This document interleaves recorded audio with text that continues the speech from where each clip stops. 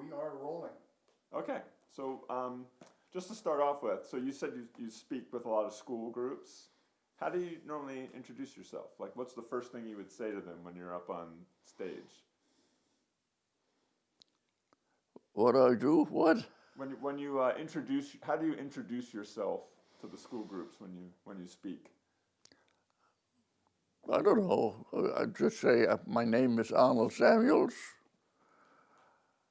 I was born in Germany in 1923. I came to this country in 1937 as a 14-year-old boy. And I remember a little bit about Hitler. I was not there during the time of the Holocaust. The Holocaust started after Kristallnacht, 1938, I think it was. But there was enough going on before that I was glad to get the hell out of there. What are your earliest childhood memories? Like, do you have memories even before Hitler? Well, my early days, up to Hitler came into power, I had a good time with my friends. I had a lot of friends. Nobody asked about religion in those days. We played together. We enjoyed life together. My parents were bowling. They enjoyed bowling with all kinds of local people. Nobody ever asked, what's your faith, what's your religion, who you are, until Hitler came. Then all of a sudden, boom. After Hitler came into power, it wasn't more than maybe a month or two before we had to sit in the back room, in the back seats. And then they started forming the Hitler Youth, and then the kids started fighting with us. They were kids 10 years old, just like I was. I never understood why. Nobody ever explained to us what's happening. My parents had an idea what was happening, but they didn't tell us anything. Did any of the other kids ever stick up for you? Yeah, one. But he had to be very careful too, because his father was the local barber. He was in business. And we had to be very careful. I saved his life when we were sledding one time. He lost control. He went down the hill, across the road, and got caught by a truck. And I was right behind him. His name was Marcus Hofstetter. I still correspond with him. So he was your best friend? He was my best friend and still is one of my best friends of those days. There aren't many left. Most of them are gone. He's about the only one of my age group that's still alive. Yeah, no, that's amazing. You two have been through a lot together.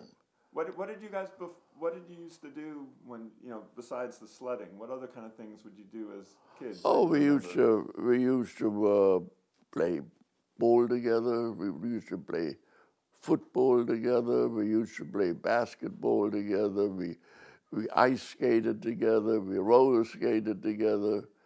There's a lot of sports that we kids had. In those days, the streets weren't crowded with automobiles, and there wasn't much traffic. And so we played cops and robbers throughout the whole town. And sometimes the local cop came after us, who was a good friend of my dad. And he made sure that we didn't get into trouble. But we all had a good time up to 1933. Then, boom, like a wall was built between us. Was your family religious at all? Did you go to, like, I know you were bar mitzvah. I mean, did you go to temple? And Oh were there yeah, many, and we had a synagogue in my hometown, very active one. There were about maybe 20 Jewish families in my hometown. They were all in different businesses. And my grandfather was the, what do you call it again, of the community, of the Jewish community. He was the head man of the Jewish community. He was blind, but he did a good job keeping the community going. And he was a member of the volunteer fire department. And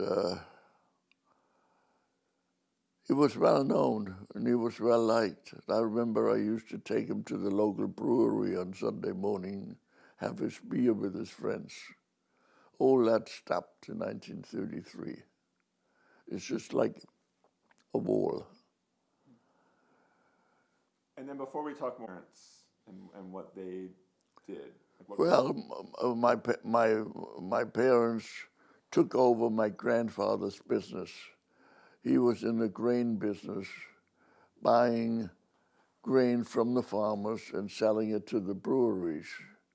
So my dad used to travel all over the small towns where the farmers were and check their grain for quality. And my grandfather was fantastic. He was able to smell the grain and tell you whether it made good beer or bad beer. But my dad was pretty good at it too. And that was his business, is buying granary and selling it to the breweries. And what did your mother do? My mother worked for my dad in the bureau, in the office. She took care of the books. And then I know you had a brother yeah. also. What was life like with your brother?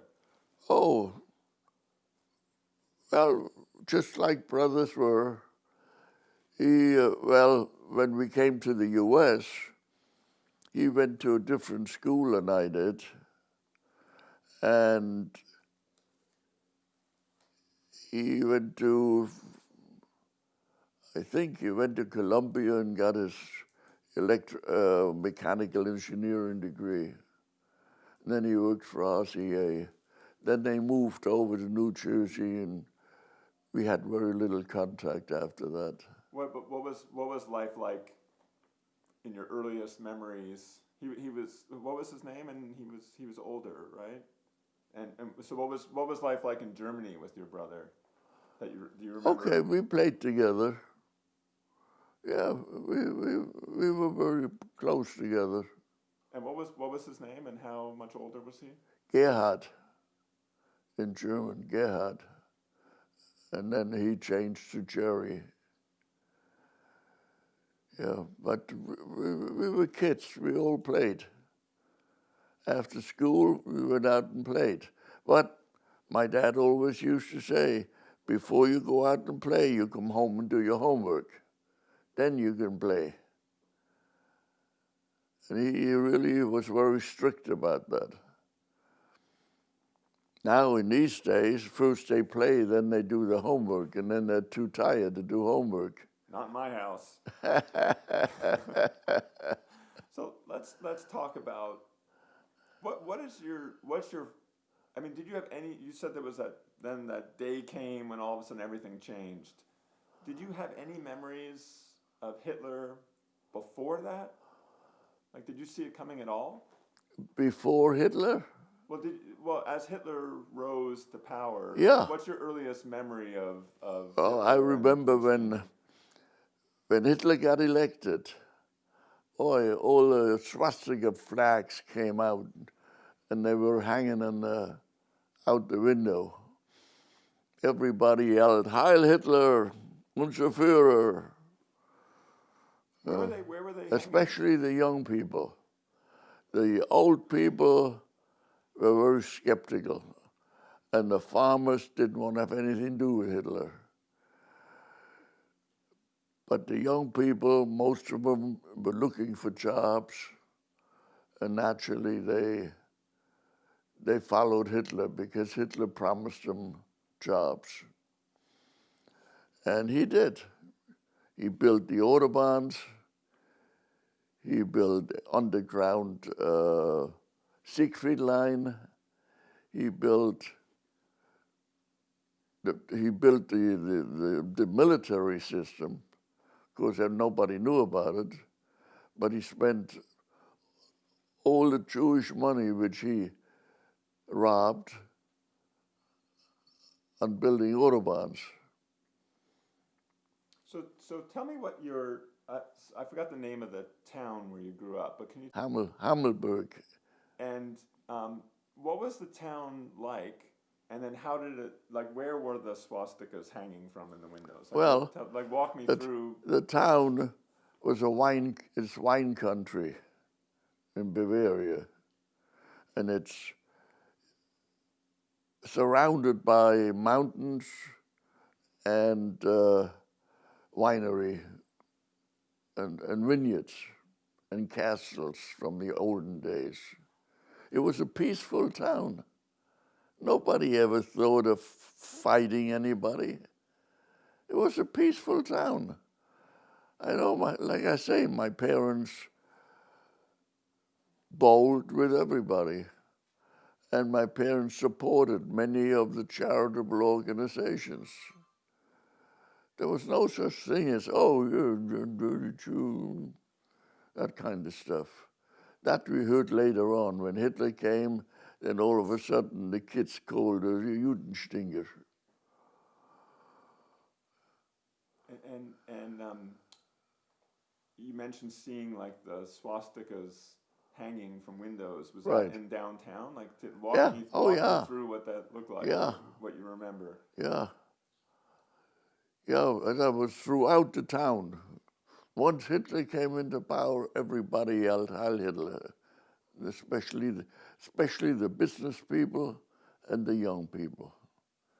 And then maybe a half a year after he came to power, all of a sudden you saw SR men in front of the Jewish stores.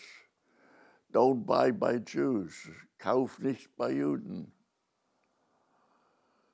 You saw them all over. And then people closed up their businesses and one by one they left. Some went to Africa, some went to Israel, some went to America, wherever they could go.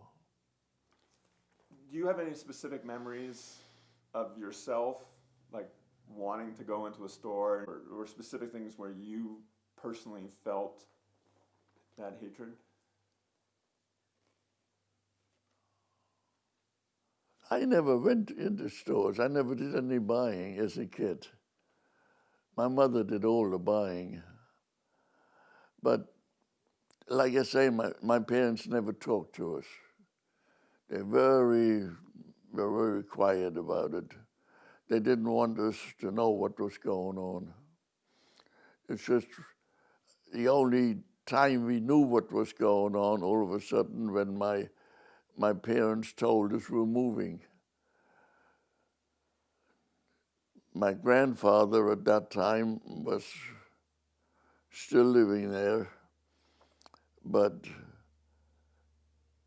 his daughter, my aunt, she moved to Holland to be with her daughter, who was a doctor. And she took Grandpa to Würzburg to a nursing home where he died. And all of a sudden, my parents said, well, we're packing up. We're going to Hamburg. Hamburg? Where's Hamburg? Oh, way up there. I mean, we didn't know, had no idea where Hamburg was.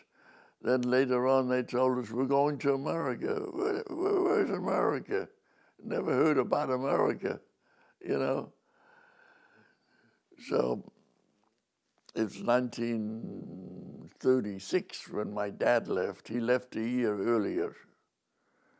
And then he got the papers for us to come.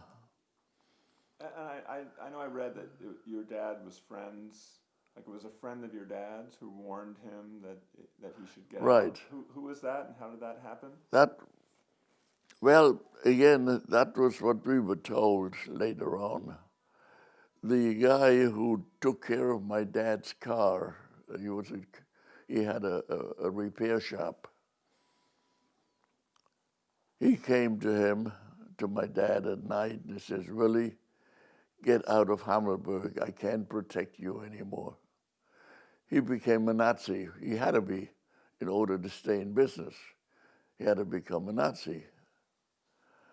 And later on, of course, I found out that they wanted all the Jews out of there so that they could say, "Diese Stadt ist judenfrei."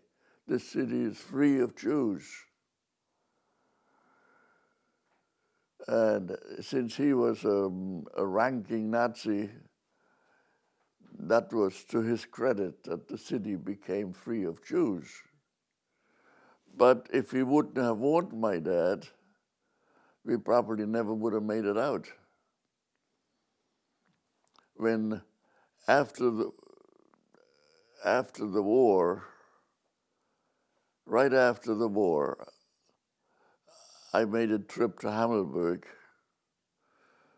and I met Marcus, and I met, I think his name was Schum, his daughter, Lodde. And she told me what happened. She told me how her brother had to join the Nazis. And that was the case with all business people. They had to join. They either join or else. So, and some of them, I remember there was a bookbinder who was a good friend of my dad. He was totally against the Nazis. And they sent him to Dachau. In those days, the early Dachau was a re-indoctrination camp where either you accepted the Hitler regime or you never made it out. Well, this guy never made it out.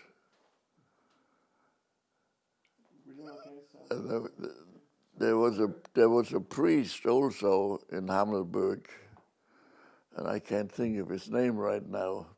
He was totally against the Nazis. He never made it out. The Catholic Church did not oppose Hitler in those days. Germany had what they called a tax, a church tax, 10%. And it was divided up under all the various churches according to their population. Of course, the Catholic Church had the biggest population and they got the most money. You didn't want to lose that money.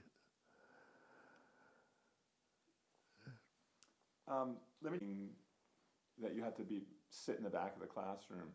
Do you remember what it was like? Do you remember that first day coming into school and being told you have to move? And do you remember how that felt? I remember there were two other Jewish boys with me. I remember when we were told, Lehrer Seufert, our teacher, who was not a Nazi, he was one of the best teachers I ever had.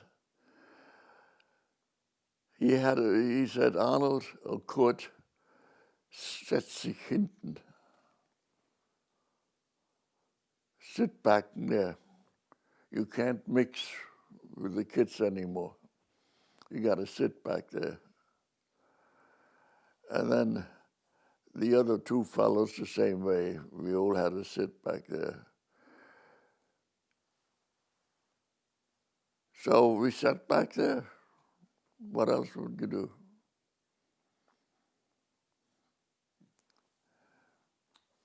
So, when you moved to Hamburg? Hamburg, I know in the interview you had mentioned that things seemed a little better because of the Olympics, and so what do you remember about those times? Do you remember the Well, Olympics? Hamburg was a beautiful city, and the fact that it was a big city and it had an American embassy there. Hitler didn't want to show his real face in a city where there was an embassy. So he kept a very low profile in that city. So consequently, living in Hamburg was pretty good. We weren't, well, I went to a Jewish school. There was a synagogue there that had a school, and that's where I was bar mitzvahed in 1937, I guess. And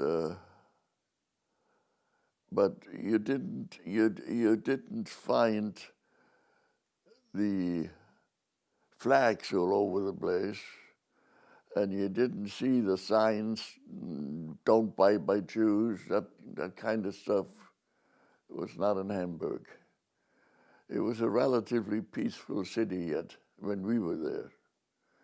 What happened afterwards, I don't know.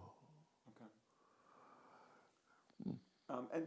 And you were still there during Kristallnacht, right? No, we weren't there. Oh, you had gone out? We already gone. Okay. Kristallnacht was in 1938, I believe. Okay.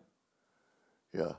But I heard all about it when they smashed all our homes. And they smashed my parents' home and my grandfather's home. They smashed all the windows, smashed all the furniture. He had a beautiful cuckoo clock, which I always wanted to inherit. They smashed it, threw everything out the windows, and that's what I was told by a lot of people what happened. How did you hear about it? Did you hear about it at the time, or you heard about it when you went back to Germany? Like, were you when you got to America, were you in contact with relatives still and hearing news?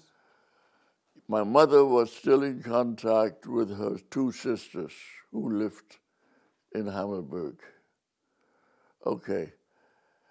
Around 1939, all of a sudden, there was no answers to her letters. Nobody knew what happened.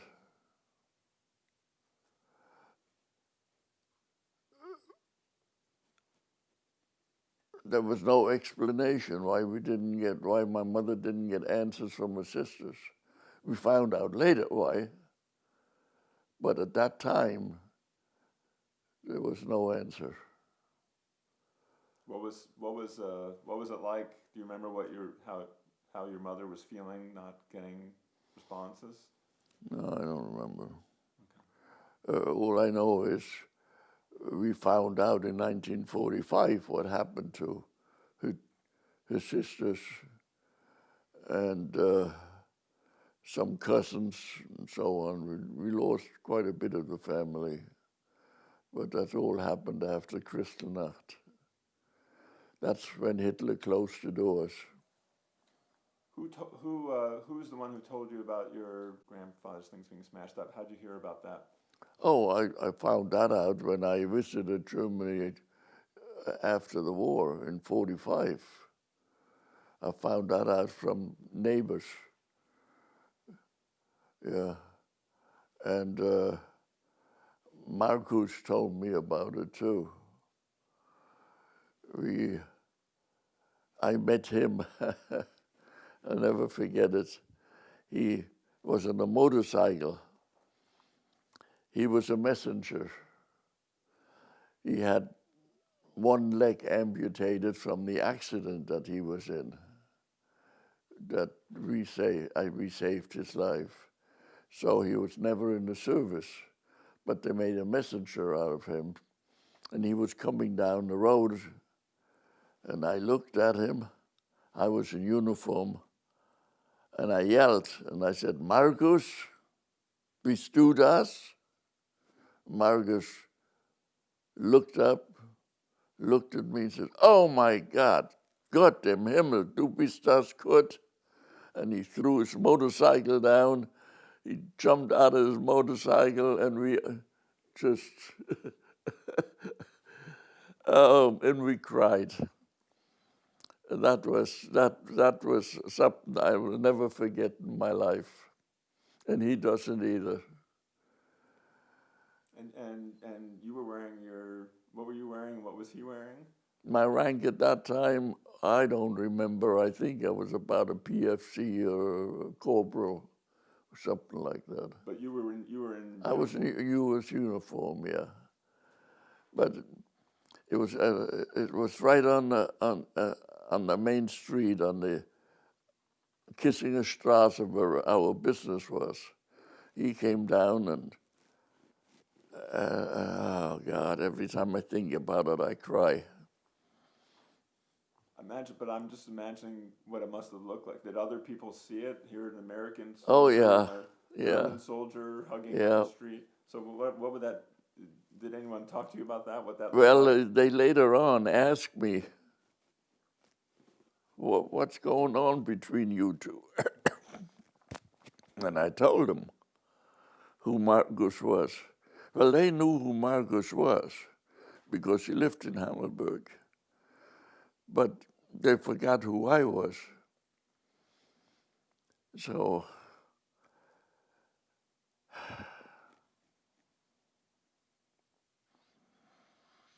it was an experience I'll never forget. Really fun. We'll go back. Is there anything else about his childhood do you think we should cover? Okay. So let's. I just want to talk a little bit about coming to the United States. So now you're an immigrant. Right. What did it feel like to be the German kid arriving in Brooklyn? Well, the area where we lived in, I don't know how my parents. I remember when we landed in New York, we landed actually in Ellis Island. And after Ellis Island, we went to New York. And my dad and a cousin were there to receive us. And they took us right to the apartment which my dad had rented. And we had no furniture, we had nothing. And I remember there were some organizations who helped us with furniture and clothing. And the cousin that my dad had, she was a librarian in Erasmus Hall High School. And she got my brother and me into Erasmus. Well, my brother didn't like Erasmus either. So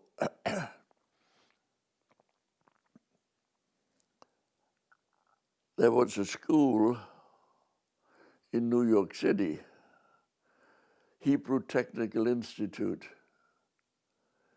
which was a highly respected school. And our cousin knew the director of that school. And she arranged us to take entrance examinations, and we were accepted into that school. But unfortunately, that school closed up after about a year or so due to lack of funds. And so arrangements were made for us to take examens for Stuyvesant High School, and that's how I got into Stuyvesant. Do you feel like you were treated, like, did you feel like you were welcomed? Oh, yeah. Yeah, I had no problems. We had no problems with anybody. Played with the kids, roller skated down Beverly Road. We played ball on Beverly Road. I never noticed any anti-Semitism or anything like that. Or how about, do you remember, especially being in high school, you know, like what was the view of Germany, and do you feel like you were treated differently because you were a German and the Germans were being Well, oppressed? I had a hard time learning English, let's put it that way. And at Stuyvesant, there was a teacher who was teaching German. And he came to me one time and he said, Kurt, I'll make a deal with you. After school, I'll stay with you an extra hour, and I'm going to teach you English, and you're going to teach me German. And that worked out very well. And so every day, he gave me 10 words.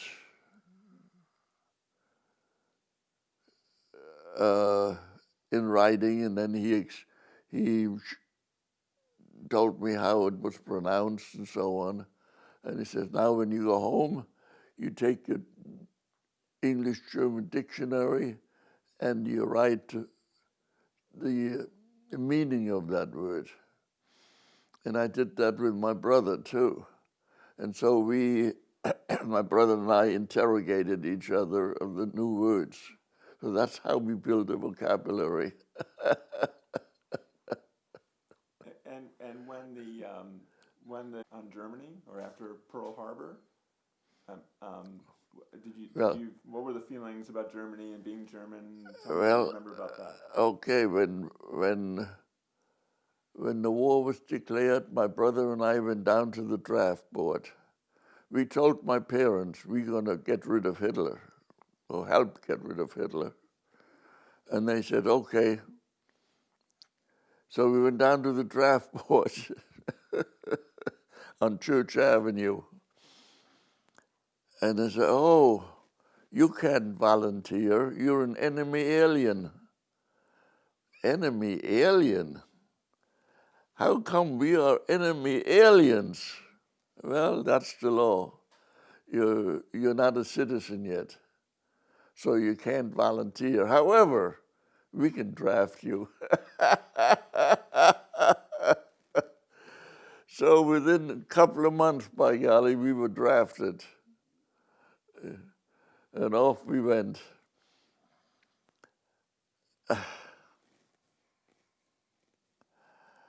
Oh, God, I don't know. Memories.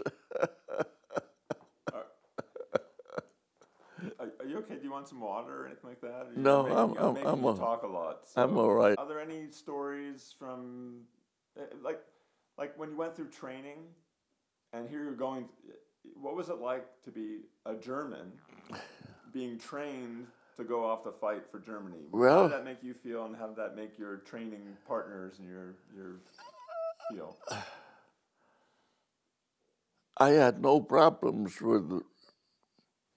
As a matter of fact, now that I'm reading Henry Kissinger's book, Henry was in the same camp that I was in Spartanburg, South Carolina, Camp Croft. And Henry got a citizenship in the same court as I got mine in Spartanburg, South Carolina. But we never knew each other in camp. We were in camp together, but we never met each other.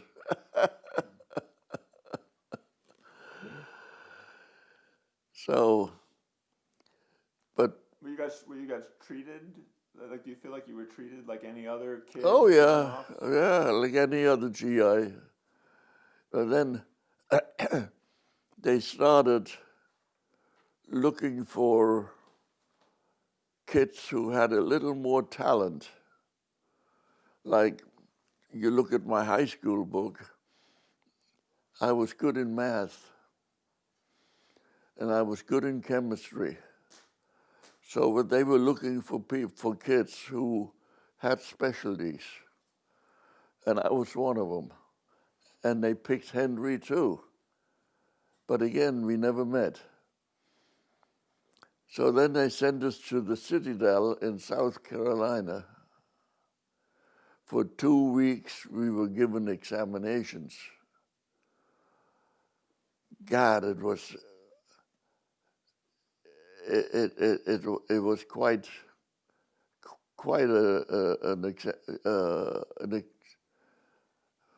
I can't think of the right word.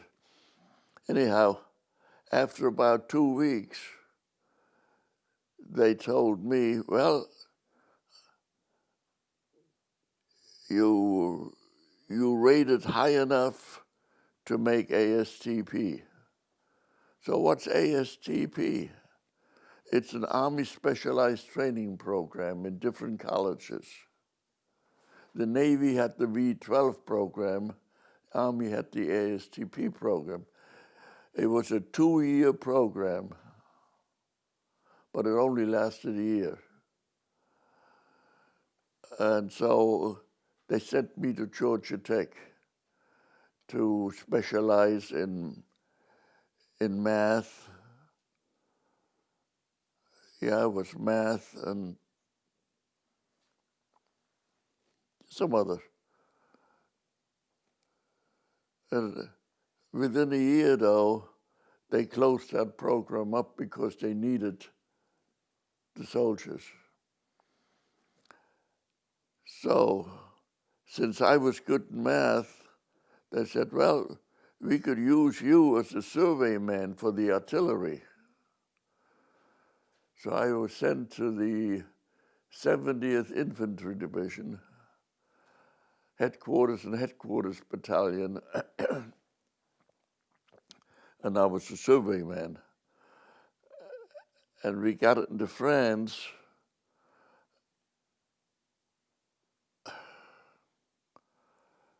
and moved into Alsace-Lorraine, where the Siegfried line was. And my job there was to survey the Siegfried line so that we could use our artillery more efficiently. There were about 4 or 5 other surveymen with me, but I was the chief. And so we surveyed the Siegfried line all the way from the beginning to the end. And after we got through, the information was passed on to higher headquarters. Then the British and the American bombers came and bombed the areas that we surveyed, and our artillery bombed it too. And that's how we broke the Siegfried line. We saved a lot of lives because that Siegfried line was something else. It was loaded with anti-aircraft guns and artillery and machine guns and a lot of it underground. You would never see it. But we got most of it. It was a dangerous job because it was always the front lines. You had to be pretty well up front. A dangerous job. We were shelled a few times. I remember I was in Morsbach. I think it was Morsbach or Vorbach. I don't remember anymore right now. I have it in my diary. I think it was Vorbach, where I was out, and all of a sudden the Germans started shelling us with 88 millimeter. artillery, real small shrapnels. And I jumped into a manure pile. Never forget coming out smelling like a rose.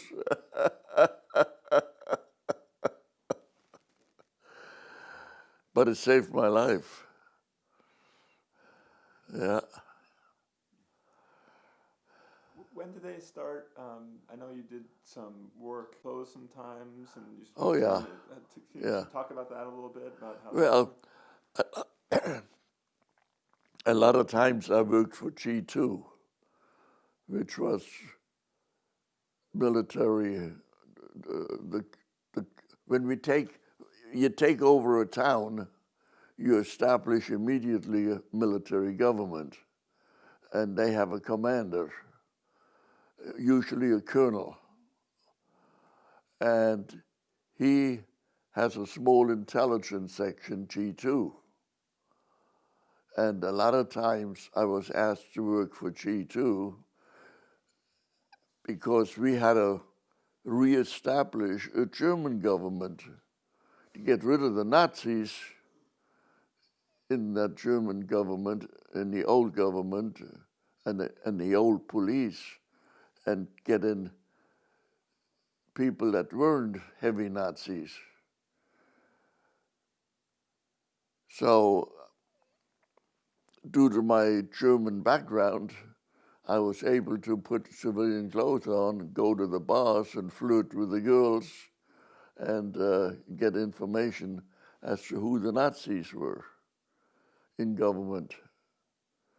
And so we weeded out those people, and then we interrogated Germans who weren't real Nazis. Oh, they were all Nazis. They all had to say Heil Hitler. But they weren't the die-hard Nazis or the killers. They were Nazis because they had to join. Every German had to join a Nazi party. But that didn't mean that they were Nazis. The real Nazis were the SS, the death head SS who worked in the concentration camps and did the killings, and the SS also. They were good, and the Gestapo, of course. But the majority, I would say 75 or 60 or 70% of the Germans weren't real die-hard Nazis.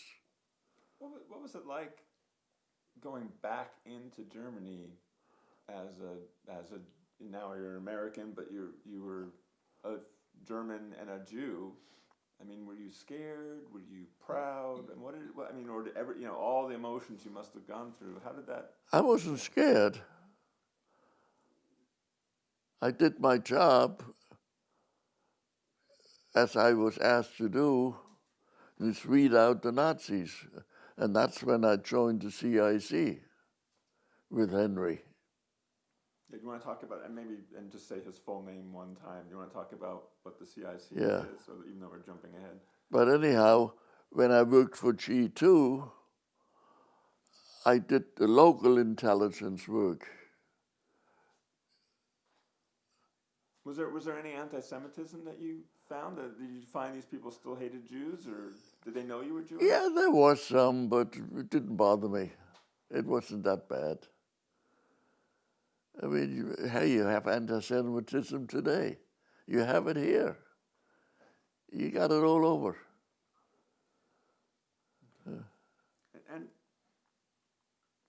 tell me what it, I can't even imagine what it would be like. I think about my hometown, where I grew up in Brooklyn or in New Jersey. I can't imagine someday going back, being a soldier, attacking that town. Well, what was that like for you? I tell you, when I first went back to my hometown in 1945, right after the war was over, I went to my hometown and I met quite a few of my family's old friends. Even though they put the Nazi uniforms on, they weren't Nazis. I knew they weren't. My parents knew they weren't. But they had to say Heil Hitler and wear the swastika. That's what happens in a dictatorship. You don't have any choice. You either one of them or you're dead. It's one or the other. So I went back and I met quite a few of families that were friends with my family. And we talked about what happened. And I began to understand more and more as I got older what happened. What did they say? How'd that conversation go? Do you remember? They said, Kurt, we had no choice. It was either we joined the Nazis or else we go to a camp and die there. So we said Heil Hitler. But we weren't the killers. Now, the killers is something else. They were mostly young people who wanted to progress in the Nazi Party. Any of your... And I knew a few of them. Oh, yeah. I knew a few of them. I came across them. And naturally, I turned them in. And they went to military government. And when they reestablished the court system, they were tried for war crimes. What happened after that, I don't know. Many of them went to jail. Many of them got hung. What happened, I have no idea. The ones you knew, I mean, who were these kids? Like, what do you remember them as kids, and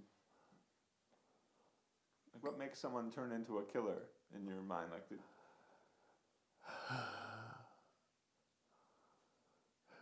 That's a good question. I don't know. Were there any signs in their childhood of them being like that?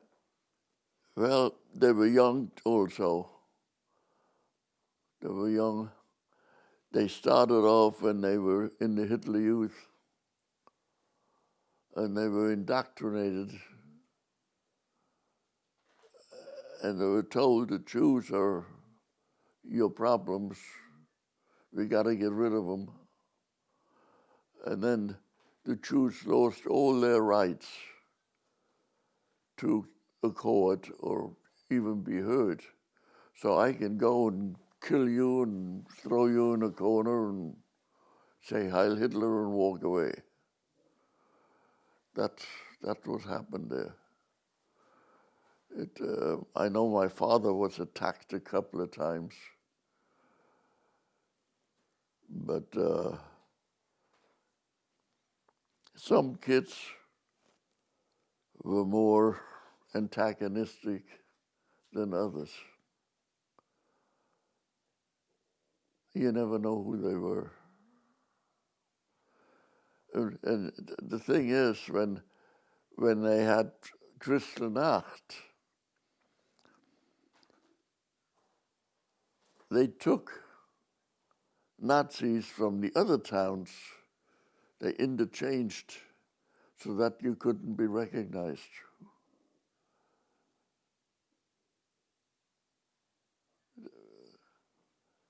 So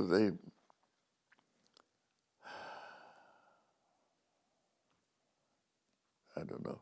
Yeah, it was. So let's talk about Dachau and your. You want to just talk about what that was like? Well, again, when we liberated Dachau, I was sent there a day after, I think, to weed out the SS, because what they did, the moment we liberated those camps, the SS and all the death headers, they got rid of their uniforms, put civilian clothes on, got rid of their ID cards. You couldn't identify them. So it was our job then to get in there and weed out. Now, a lot of the prisoners were still in good shape mentally, and they pointed them out to us. Hey, there's one of them. There's another one. And that's when we grabbed those people, and we got about 75% of them. And they were all court-martialed. They came before a military tribunal. Many of them got hung. Many of them went to jail forever. I have no idea what happened after that. But a lot of the prisoners had enough brain power to identify those SS guys. That was the good thing about it. What was it like when the first time you entered the camp? When what? The first time you entered the camp, what was that like? I remember sawing the trenches with all the dead bodies in them. And I took pictures of them. Eisenhower came about 3 or 4 days after liberation. And he looked at it, and he ordered the mayor of Munich to get every official to Dachau to see what the Nazis did. They were completely baffled. Nobody knew what went on in these concentration camps, don't forget. That was a top secret operation. Not only Dachau, but all the others. The only ones who knew what was going on were the inside people, the SS, and who did the executions and the gassing and so on. But the outside world had no idea what went on in those concentration camps. It's only afterwards, when we opened up the camps to them, that they began to realize, oh my God, what did we do? But the majority of them had no idea. How, as a German Jew that would have been in a camp like that if you hadn't escaped, how were you welcomed by the prisoners or the survivors? And what do you remember about that? When we told them that they were liberated, a lot of them couldn't believe it. A lot of them were so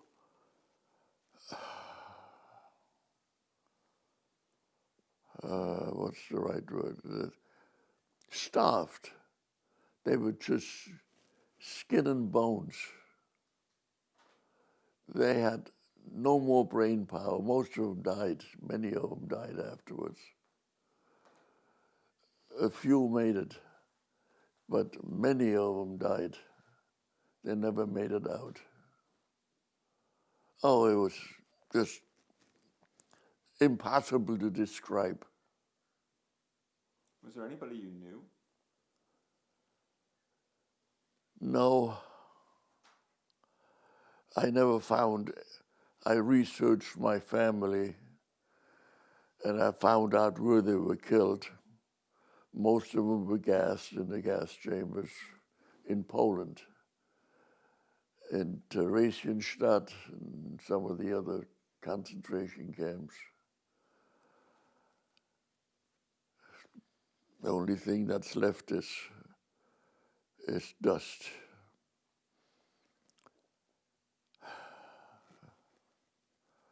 It's just hard, impossible.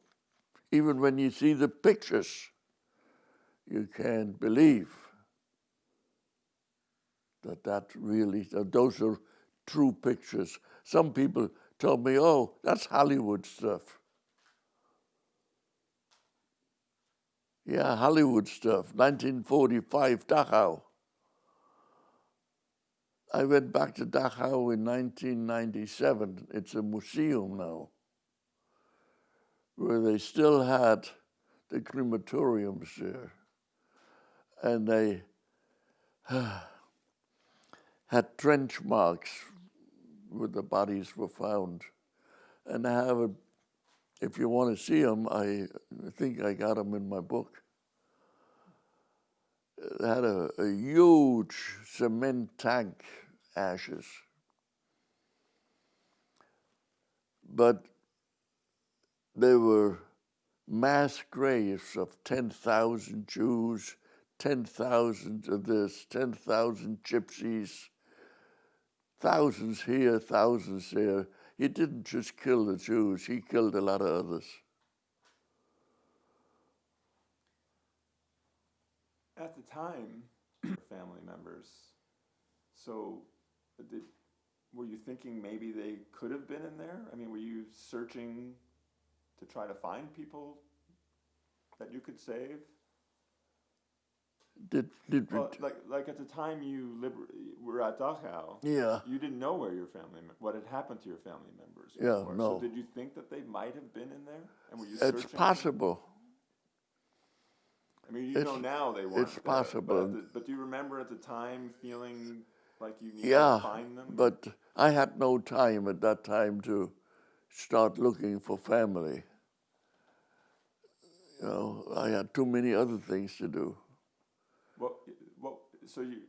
What was your typical day like those days once you arrived? Interrogating people, looking for the Nazis, looking for the Gestapo, looking for the SS, and especially looking for the Death SS, because they were the killers. Where did you find most of them? Were they in town, and did you take? No, they were in the camp yet, trying to get out. But we had the camp surrounded. Is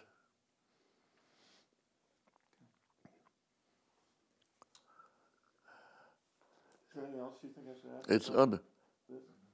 Sorry. Did you ever hear of Dr. Mengele? Well, he got out. You know, he got out through a Vatican passport. Yeah. And there were quite a few others who got Vatican passports and got out. Sad. It's sad, but nobody wants to talk about that today. Well, you were at, I know you came to hear Noemi. You were at Noemi's. You came to Seattle and saw Noemi give her talk about her time in Auschwitz. Yeah. And Dr. Mengele, she remembers. He was the one who told her to go right and her family to go left. So. Yeah. Let's. I'd like it. So after that period, you stayed and joined the CIC, and that's when you met him. Period, and explain what the CIC is. Well, right after the war, the biggest job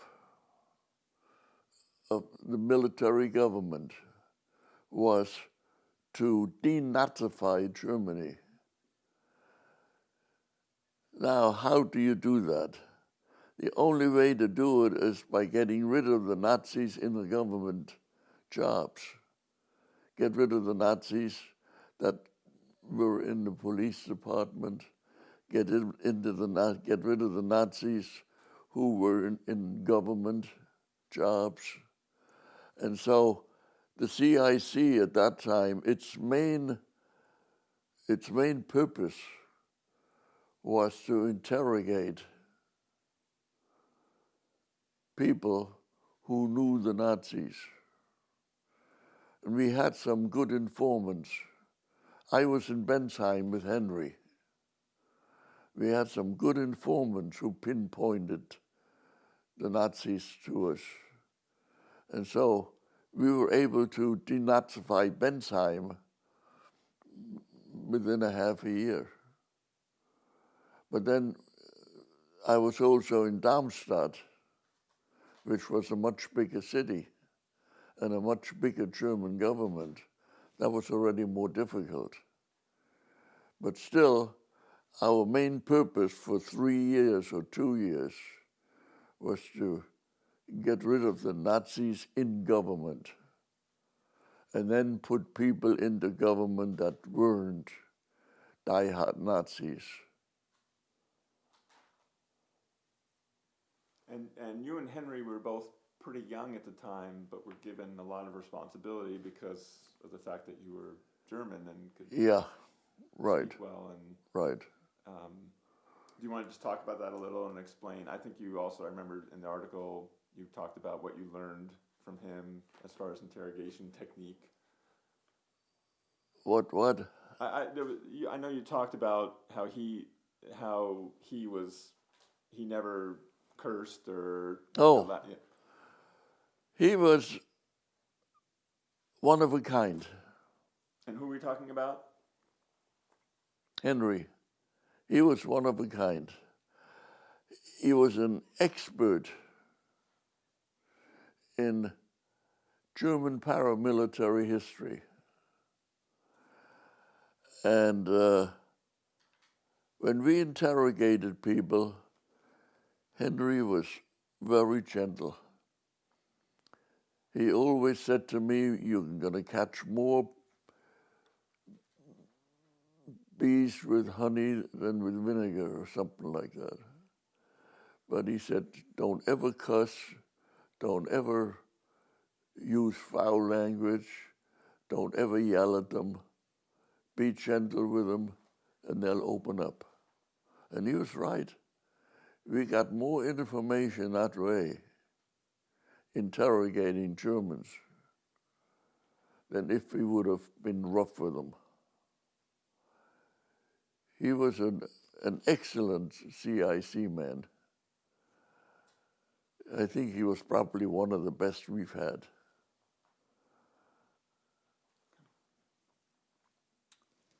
And you got married right around that time too, right? You want to just tell that story? And what? You got married right at that time also, right? In 1945, after the war, I was asked to join the CIC. I said, "Well, first I want to go home and get married." "Okay, we'll give you 2 weeks." So they gave me 2 weeks leave, and off I went and got married. I gave my wife her lack back. I don't know whether you saw the picture in my bedroom. And she said, "Okay." We were sweethearts for 5-6 years. And we got married in my grandfather's apartment house, her grandfather's apartment house. They had a party room downstairs in the basement. And my Uncle Henry married us. And then I went back overseas. And I was promised that I could bring her over. And after about a half a year, I was trying to bring her over, and they told me, "Well, we don't have any housing for you." "Okay, I'll wait another year." And after about 2 years of that kind of stuff, I said, "Okay, you broke your promise. I'm going to get out of here," and ask for discharge. I had enough of it. And then the CIA came after me. They wanted me to join. And I said, "No way. I had enough of this."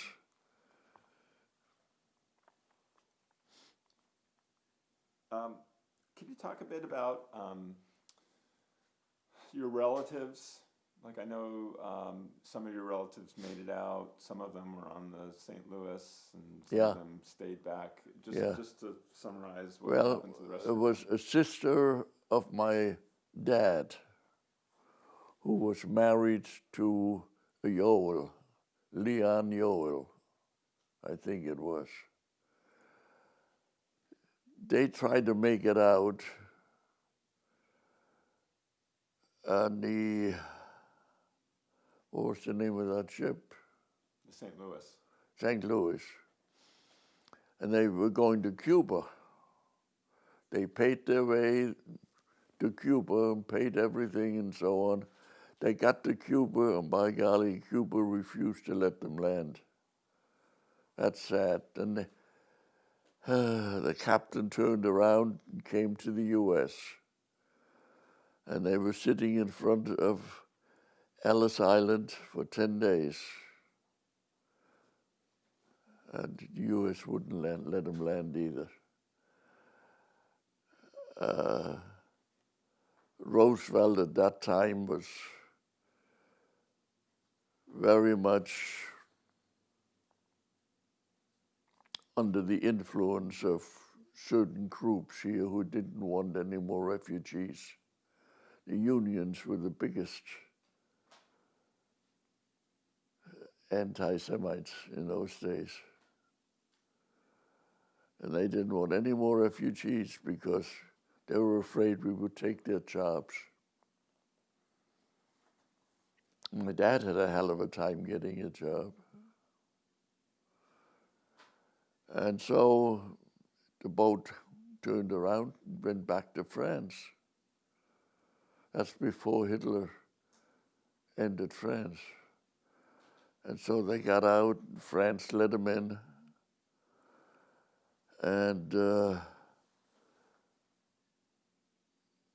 they had a daughter and a son. The son just passed away a couple of years ago, but the daughter is still living in Connecticut, and I'm still in touch with her. She's 96 now, I think. And they were taken in by the British, but they didn't allow the old people to come in. So they remained in France. When Hitler came, they disappeared.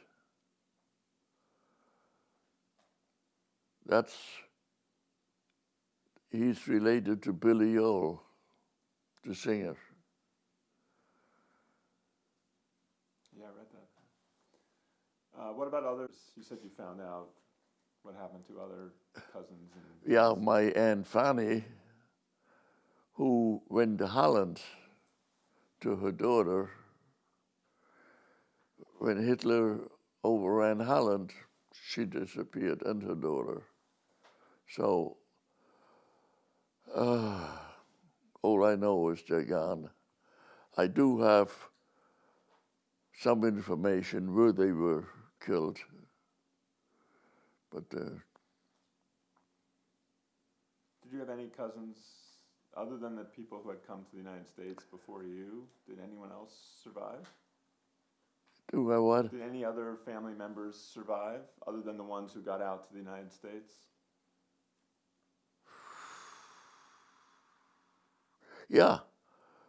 One of my mother's sister went to Africa. She and her daughter survived in Africa. They're both deceased now, but they survived in Africa for many years. South Africa, Johannesburg. Yeah. Yeah, they have a pretty big Jewish population there. I know some South African people who moved to this area there. I didn't know about that before. I'd like to just, I was going to move on to like just his reflections. Are we doing good time-wise? Oh, yeah, sure. And are there any other history things you think I should cover or miss or anything? I think hit all the bases. Okay, so you're good. Yeah. Okay. I would love, having the experiences you've had, are there, like when you talk to young people today, what do you tell them about this all? Ask Betsy. I used to give lectures in her class. And he has a wonderful message about voting. Yeah, so what? Tell us what the. Well, at the end, I always told the kids, when they become of voting age, to make sure who they're voting for. The Germans didn't know who the hell they voted for.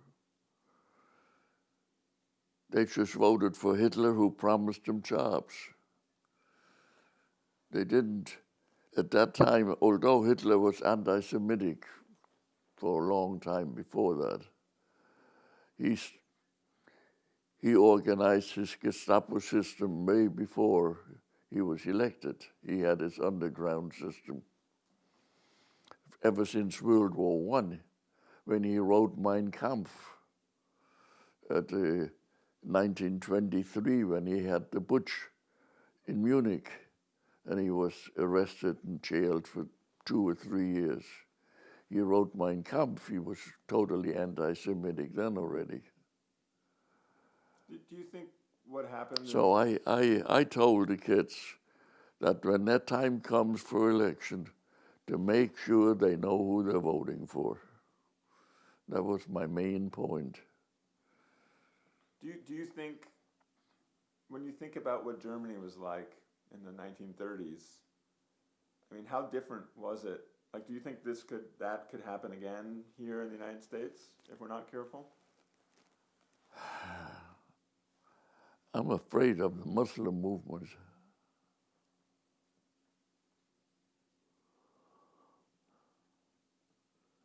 That's what I'm afraid of. Well, there's still... The Holocaust would be a hell of a lot bigger.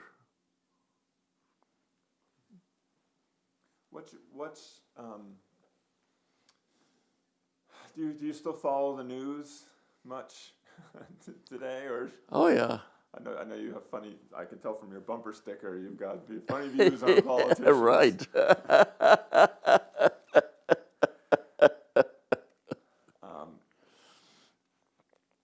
Immigrants is actually a big issue in the news now, whether we should be accepting more immigrants from around the world. People are fleeing. As someone who was an immigrant fleeing, right. Well, views about that? I don't mind having legal immigrants. Immigrants who want to accept the American system, accept the American Constitution, accept our values and our type of government, but not immigrants who want to overthrow the government. I'm not for them. Yeah. And I think, frankly, Brunch has the right idea. Oh, Trump? Trump.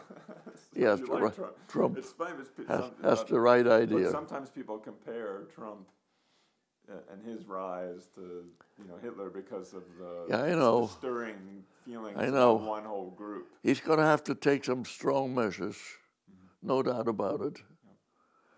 But I think he has the right idea. Send them back out. Those who want to come in legally, okay. I'm all for. I don't mind legal immigration, providing they accept the American system. Don't come here and try to overthrow the system. What about I know there are a lot of. I mean, it's hard to. For instance, there's a lot of Syrians who are fleeing persecution there, who are trying, but are being turned away. I mean, it's. You have people coming in boats and being sent back. Yeah. So that's reminiscent. I mean, do you have thoughts about that, or? No, I don't know enough about that. And what about? What's your view of? It sounds like, and we've talked about that a little bit about as far as like do you have a lot of hate directed at the Germans that were involved? Like what when you think back to the Holocaust now, I mean, what do you have any advice I guess I'm not answering. I'm just curious if that's something you share with children today too, like the dangers of hate, and if you have anything you want to say about that. Well, I don't know. I don't hate. I like to love. I don't hate. Hate makes the body sick. And my dad always used to say, you take care of your body and your body will take care of you. And he's right. But I never got to the point where I feel I hate somebody. I hated the SS, yeah. But that was a different situation. But today, I don't believe in hating. I enjoy ocean shores because I have lots of friends. I belong to quite a few of the organizations here. Why? Because I have lots of friends, and I need friends. I'm not a loner, like some people are. Well, the health is working for you. Right. So your dad was right. It's exactly right. I go down to the Elks and the Eagles and have my glass of wine every night and enjoy fraternizing with the young girls.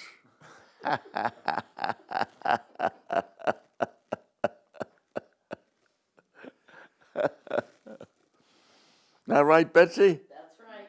Is there anything we missed? Any other stories you like to tell or feel like we should capture? I think we about covered everything, by golly. Yeah, no, I appreciate it. I mean, and you're a great storyteller, and you've done some amazing things in your life. They're not stories; they are history. Oh, exactly. Well, when they're I say far from stories. As a writer, I worship stories. So when I use story, I don't mean it lightly. Yeah. So I believe that history. It's important for people to understand what really happened because my father had an aunt who was married to a well-known attorney in Washington, D.C., and he's the one that brought us over. I have a whole book on him. I don't know whether you ever heard of him, but here, I can grab it. But it's just like the rest of the half of the family that never made it. Yeah. He helped quite a few people. Yeah. And what was his name? Was it Max Stern? I can't think of the name right now.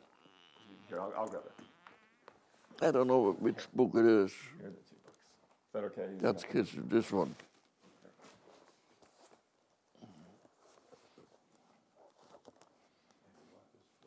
What's that?